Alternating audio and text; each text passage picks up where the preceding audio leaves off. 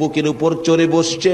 হুসাইন বলেন, সীমার রে, আমার নানা বলেছে রে কারবালায় শহীদ হব, আমার নানার উম্মতের মুক্তি পাবো।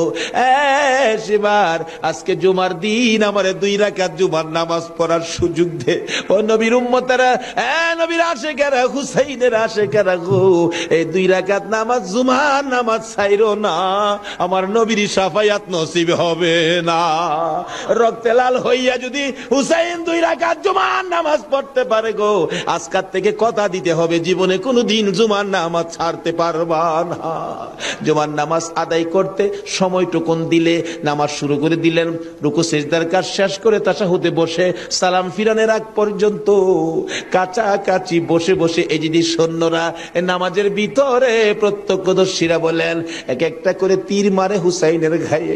ডান দিক দিয়ে যদি তীরটা মারতো, বাম দিক দিয়ে বেরিয়ে যাইতো, সামনে দিয়া মারলে পিছন দিয়া বেরিয়ে যায়। এই কিসিমের তীর গো, নামাজের ভিতরে বাহুতুরটা তীর লাগাইছে। হুসাইন সালামটা ফিরাইয়া নানা গো কইয়া কালতে কালতে জমিনে গড়াগড়ি শুরু করে দিলে।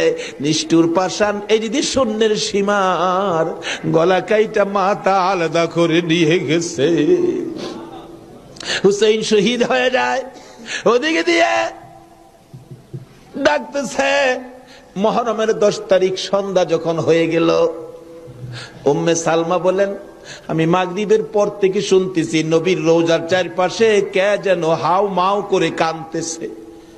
মনে বড় অশান্তি, কিসের কান্দার আওয়াজ? দৌড়ায় যাইলাম, যাইয়া দেখি কোনো মানুষ দেখি না, কে যেন কান্দে।